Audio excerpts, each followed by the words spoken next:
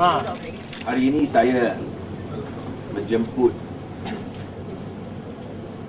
Pengerusi Perda Yang Berhormat Datuk Syafuddin untuk minum kopi bersama dengan saya supaya kita sama-sama boleh bincang tentang skandal penjualan penjualan tanah Perda dengan harga sangat rendah, iaitu hanya 8.6% harga pasaran, yang menyebabkan kerugian sebanyak 15.2 juta ringgit kepada Perda.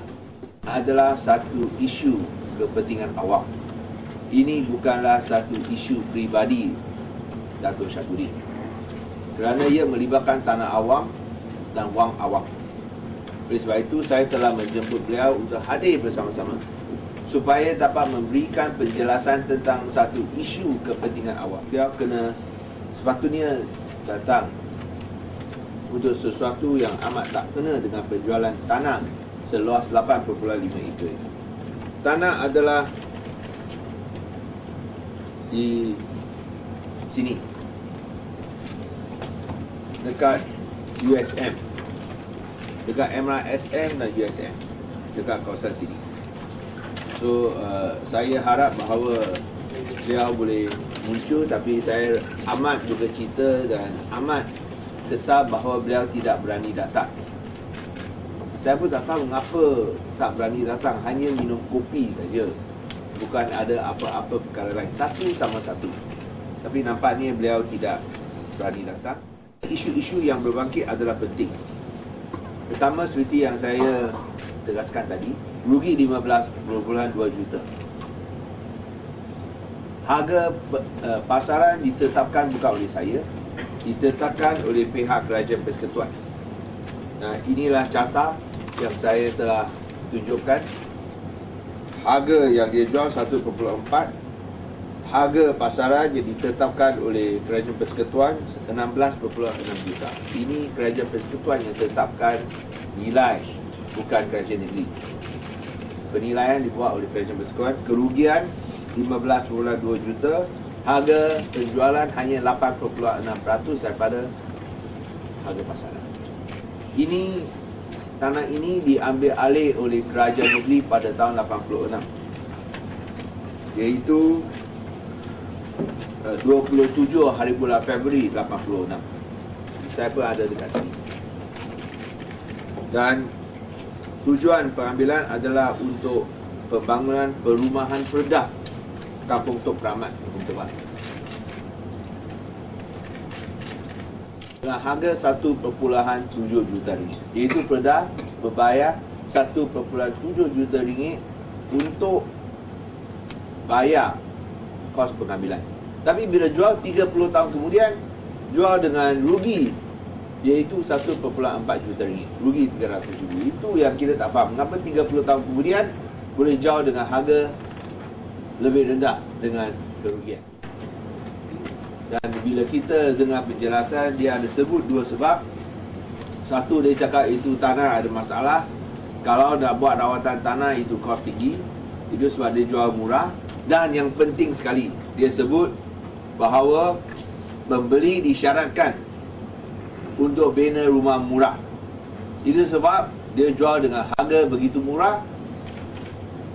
Dia akui Perda rugi dalam penjualan tanah ini.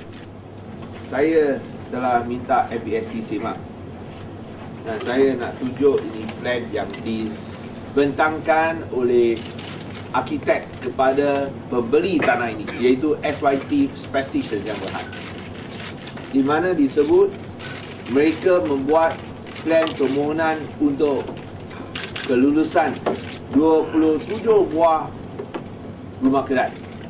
Tak ada permohonan untuk bina rumah. Jangan cakap rumah murah lah, rumah pun tak ada.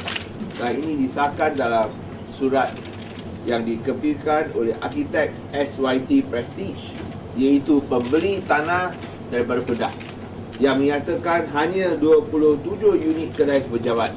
Tak sebut langsung di sini ada rumah.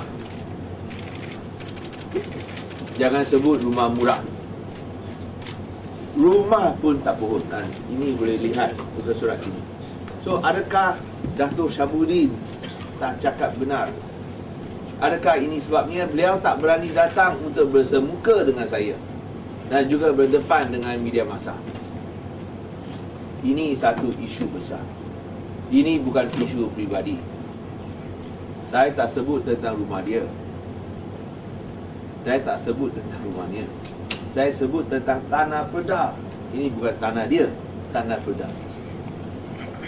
Dan oleh sebab itu, ini menimbulkan banyak isu. Saya pun tertanya-tanya tentang kos soil treatment, rawatan tanah yang dia sebut. Saya pun telah sedang mendapat maklumat. Ini saya belum dapat maklumat lagi tentang kos soil treatment. Tapi mungkin esok saya akan berikan penjelasan lanjut. Esok saya akan berikan penjelasan lanjut bila saya dapat maklumat. Okey. So saya rasa itu saja yang saya hendak sebutkan di sini. Ini satu, hanya untuk satu keping tanah seluas 8.5 ekar sudah ada banyak masalah. Saya pun tak tahu sama ada wujudnya penjualan tanah-tanah Pedah lain yang ada masalah sama. Ini hanya sekeping tanah saja. So itu sebab saya harap beliau boleh jelaskan dengan secara teliti dan menyeluruh. Come clean lah. Please come clean on this Pedah land scandal. Because this land belongs to the public. It is not private land, it is not personal land, it is public land belonging to Pedah. Rakyat ada hak untuk ambil tahu. Dan di sini saya amat kesal bahawa baik Barisan Nasional ataupun UMNO tak mau bersuara tentang isu ini bila ia melibatkan tanah awam. Okay, any questions? Masa saya minum kopi lagi. Star say that, Star. Tahun harga tanah boleh turun 300,000. Ini yang saya rasa susah untuk percaya. So, mengapa beliau masih nak sembunyikan diri? Semalam Major Zaidi ada hantar surat kepada rumah dia. Dan itu sangat isteri YB. Dia mungkin tak ada, isteri YB ada, dan ada letak dalam itu post box lah. So di sini amat jelas bahawa beliau tahu, tapi beliau tak berani datang. Itu yang saya rasa kesal dan duka cita, kerana kita nak tahu apa yang benar. Kita masih nak berikan peluang kepada dia. Kerajaan negeri amat menasabah. Kita tak desak orang dengan yang bukan-bukan. Kita nak bagi dia peluang untuk bersemuka, untuk jawab.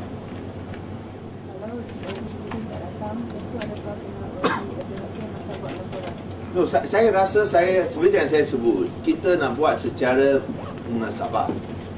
Kita tak mau bertindak liar macam pihak tertentu. Beliau adalah pengurusi Pedah, kita hormati jawatan dia sebagai pengurusi Pedah. Kita nak berikan dia peluang yang cukup.